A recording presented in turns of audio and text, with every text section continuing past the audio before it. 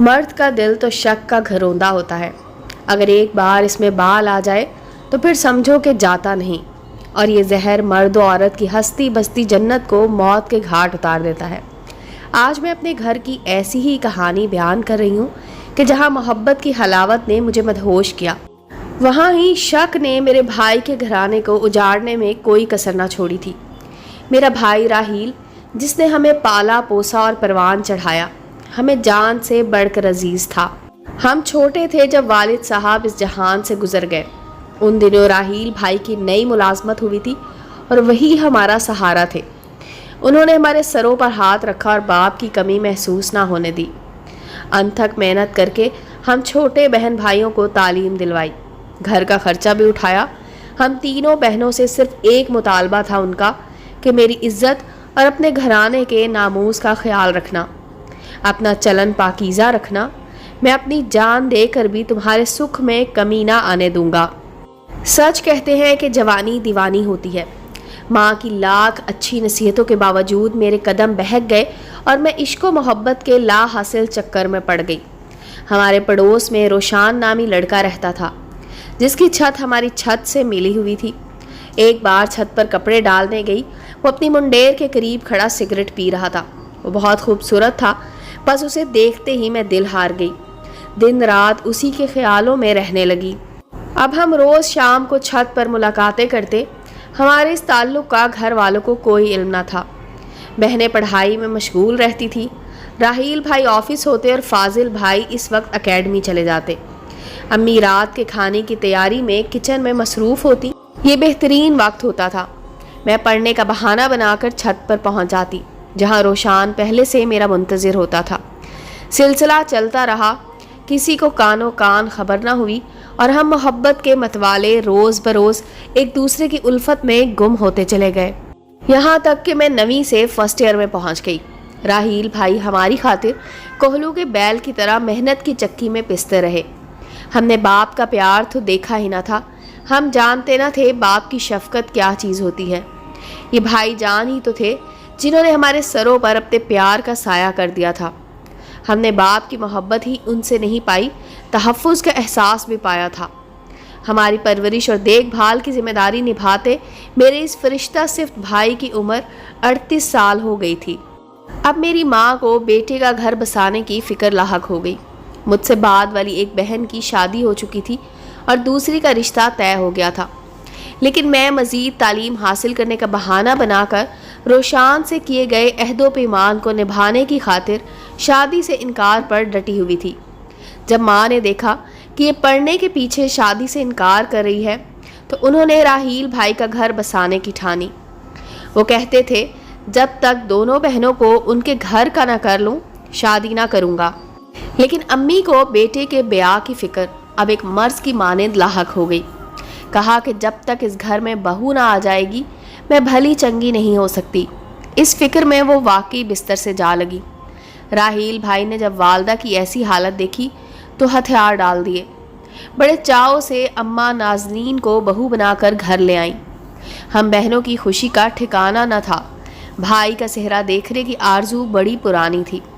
چاند سی بھابھی گھر لانے کا شوق کس نند کو نہیں ہوتا، اور بھیا بھی ایسے جن کے گن فرشتوں جیسے تھے۔ نازنین بھابھی خوبصورت تھی، سلیقہ شعار، تعلیم یافتہ، ہسمکھ اور ملنسار بھی۔ ان کے آنے سے گھر میں چاندنی بھر گئی تھی، رات میں بھی اجالا سا محسوس ہوتا تھا۔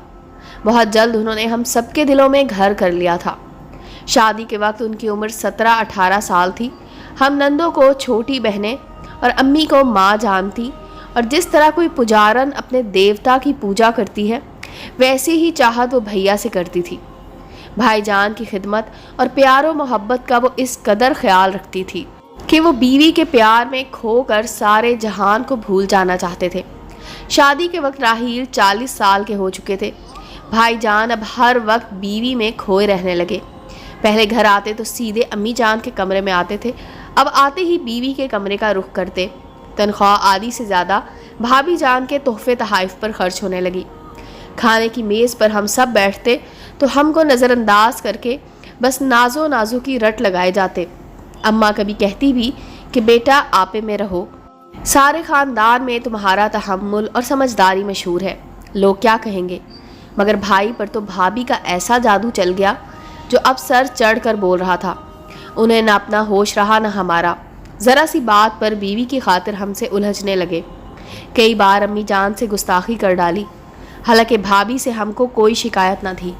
وہ ہم سے اخلاق و محبت سے پیش آتی تھی، خاص طور پر میرا بہت خیال رکھتی تھی، مگر میرا دل تو ایک اور وجہ سے ان سے برا ہو گیا تھا۔ وجہ تھی روشان۔ جب بھابھی نے نوٹ کیا کہ روزانہ میں مقررہ وقت پر چھت پر جاتی ہوں تو ایک روز وہ بھی دبے قدموں میرے پیچھے اوپر آ گئی، اور انہوں نے مجھے روشان سے نہ صرف باتیں کرتے دیکھ لیا بلکہ ہم کو بہت قریب دیکھا تو حیرت زدہ رہ گئی۔ سوچ بھی نہ سکتی تھی کہ بظاہر ان کی بھولی بھالی نند کے یہ لچھن ہوں گے۔ بہرحال ہم کو کچھ کہے بغیر الٹے قدموں لوٹ گئیں۔ جب میں نیچے آئی وہ میرے کمرے میں آ بیٹھی۔ مجھ کو بہت سمجھایا کہ نمو خدا را، ہر قدم سوچ سمجھ کر اٹھانا، اس میں تمہارے گھرانے کی عزت کا سوال ہے۔ اگر یہ لڑکا اچھا ہے تو وعدہ کرتی ہوں میں خود اس کی تم سے شادی کرا دوں گی، لیکن اس طرح چھپ چھپ کر چھت پر ملاقاتیں ٹھیک نہیں ہیں۔ کل کلا کوئی بات ہو گئی تو تمہارے بھائی کسی کو منہ دکھانے کے قابل نہ رہیں گے۔ اس لڑکے سے چھت پر ملنے سے باز آ جاؤ۔ ان کے سمجھانے سے مجھ کو اور بھی تپ چڑھ گئی کہ یہ میری سب سے بڑی دشمن ہے۔ دل میں ان کی طرف سے بیر پال لیا، وہ مجھے بری لگنے لگی۔ میں اب شام کی بجائے روشان سے چھت پر راتوں کو ملنے لگی۔ بھابھی کو خبر ہو گئی، انہوں نے پھر سمجھایا، حتیٰ کہ سمجھا کر ہار گئی، مگر میں نہ رکی، الٹا ان کی بیری ہو گئی۔ تاہم دل ہی دل میں ان سے خوف زدہ رہنے لگی کہ کسی دن وہ میری شکایت بھائی راہیل سے نہ کر دے۔ بھابھی کی ایک صفت تھی کہ امی جان کے آگے انہوں نے کبھی زبان نہ کھولی، نہ کبھی ہماری دل آزاری کی۔ خود ہمارے لیے تحفے خرید کر لاتی، لیکن ہم کیا کرتے جب اپنا بھائی ہی بدل گیا تھا۔ اب تو ہم بھائی سے بات کرنے اور پیار کے دو بول سننے کو ترس گئے تھے۔ بھابھی کی طرف سے رفتہ رفتہ میرے دل میں بے چینی بڑھنے لگی۔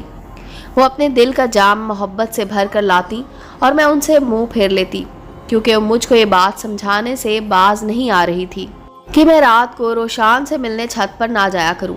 جب میں ان کی محبت کا جواب بے رخی سے دیتی وہ حیران رہ جاتی۔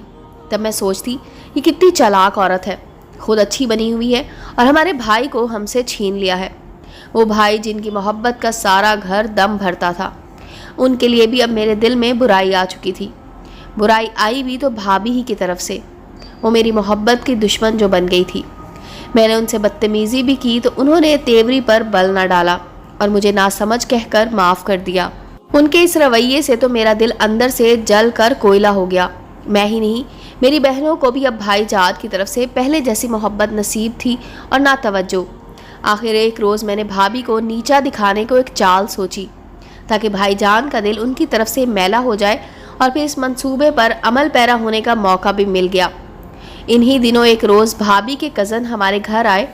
اس وقت راہیل بھائی جان آفس جانے کو تیار ہو رہے تھے۔ کاشف سے سرسری سلام دعا کی اور معذرت کی کہ میں آفس سے آ کر آپ سے گپ شپ کروں گا۔ بیوی سے کہا کہ اپنے کزن کی خاطر تواضع میں کمی نہ کرنا۔ یہ کہہ کر وہ چلے گئے۔ کاشف صاحب دراصل بھابھی کی بہن کی شادی کا بلاوا دینے آئے تھے۔ بھابھی کی والدہ نے ان کو شادی کا کارڈ دے کر بھیجا تھا۔ انہوں نے لفافہ میرے سامنے بھابھی نازنین کو دے کر کہا، آپا شگفتہ کی شادی پر اپنے گھر والوں کے ساتھ ضرور آنا، آپ کی امی نے یہ تاکید کی ہے۔ بھابھی نے لفافہ لے لیا اور اپنی میز کی دراز میں رکھ دیا۔ کاشف بھائی کے پاس وقت کب تھا، وہ راہیل بھائی کا انتظار کیے بغیر ہی چلے گئے، کیونکہ ان کو شادی کے کارڈز اور جگہوں پر بھی پہنچا رہے تھے۔ بھابھی اس وقت واش روم میں تھی جب میں نے ان کی دراز سے لفافہ نکالا اور اس کی جگہ روشان کے ہاتھ کا لکھا ہوا خط رکھ دیا، جو کاشف کی طرف سے بھابھی کے نام محبت نامہ تھا۔ شادی کا کارڈ نکال لیا اور لفافے کو پھر سے گم لگا کر بند کر کے بھائی جان کی اس میز پر ان کی دفتری فائل کے نیچے رکھ دیا۔ مجھے علم تھا کہ راہیل بھائی روزانہ اس فائل میں کچھ نوٹس لکھتے ہیں۔ نہانے کے بعد تیار ہو کر بھابھی شادی میں جانے کے لیے کچھ اشیاء خریدنے بازار چلی گئی۔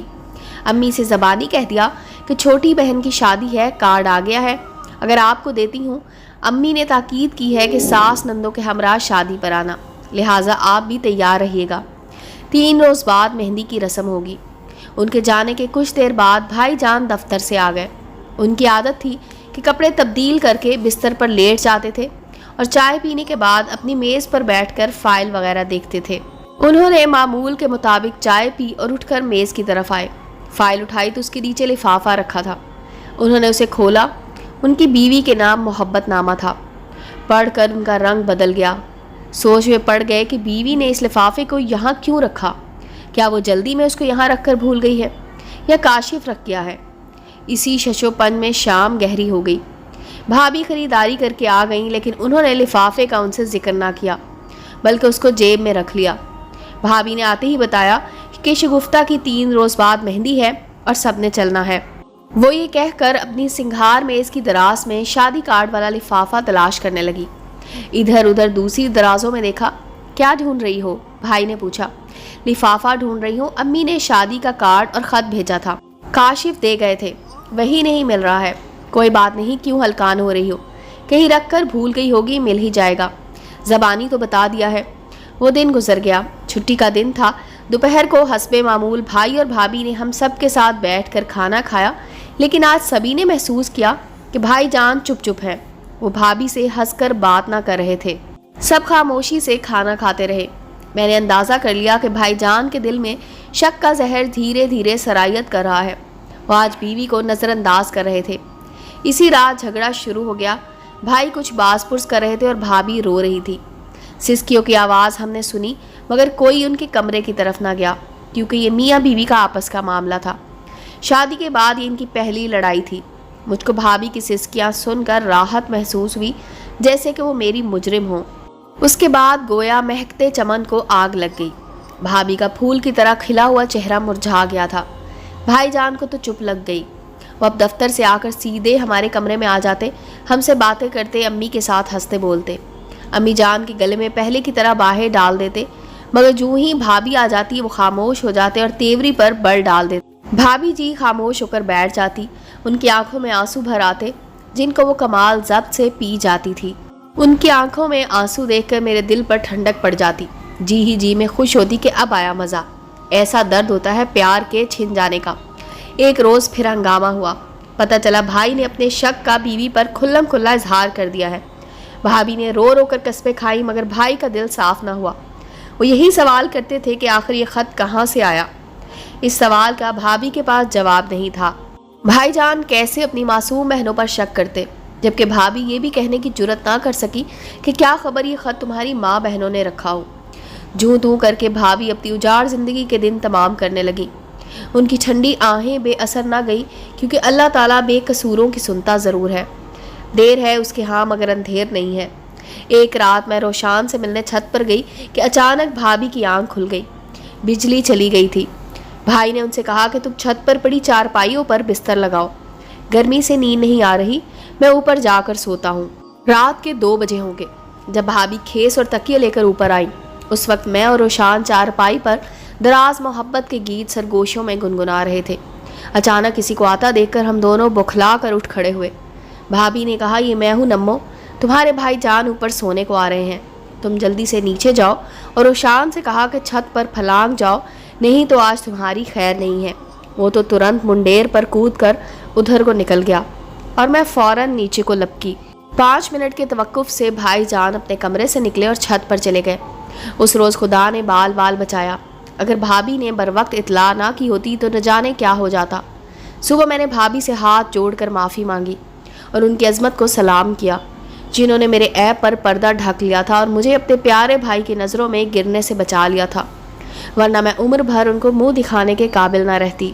بھابھی نے بتایا کہ مجھے اندازہ تھا کہ یہ خط والی حرکت تمہاری ہے، لیکن میں نے صبر سے کام لیا۔ بعد میں بھابھی نے کوشش کر کے میری شادی روشان سے کروا دی اور میں نے بھی بھائی جان سے اپنی غلطی کا اعتراف کر لیا، بھابھی پر سے الزام کو دھو ڈالا۔ راہیل بھائی کو یہی بتایا کہ آپ نے ہم سے اپنی توجہ ہٹا لی تھی، آپ کا پیار دوبارہ پانے کی خاطر میں نے نہ سمجھی میں ایسی حرکت کی۔ دراصل میں یہ سمجھتی تھی کہ ہمارے بھائی کا پیار ہم سے چھیننے والی بھابھی ہی ہے، اس کے سوا میری اور کوئی نیت نہ تھی۔ مجھے خبر نہ تھی کہ آپ لوگوں کی خوشیاں اجاڑ رہی ہوں۔ جب بھابھی نے مجھے معاف کر دیا تو بھائی نے بھی معاف کر دیا، کیونکہ اب تو میں شادی شدہ ہو چکی تھی اور وہ مجھے کیا سزا دیتے۔ دعا کرتی ہوں کہ وہ بھی معاف کر دے، جیسے کہ میرے پیاروں نے مجھے معاف کر دیا ہے۔ ست شکر کہ میرے بھائی اور بھابھی کا گھر پھر سے بس گیا اور ان کے بچوں کی آمد سے خوشیوں کا گہوارہ بن گیا۔ کبھی کبھی ہم ناسمجھ لڑکیاں جذبات میں آ کر کیسی غلطیاں کر جاتی ہیں کہ بس اللہ ہی ہم جیسیوں کو ہدایت دے۔ امید ہے دوستو سٹوری اچھی لگی ہوگی، چینل کو لائک اور سبسکرائب کریں اور بیل آئیکن کا بٹن دبانا مت بھولیں تاکہ ہر نئے آنے والی سٹوری کا نوٹیفیکیشن آپ کو مل سکے۔ ملتے ہیں اگلی سٹوری کے ساتھ۔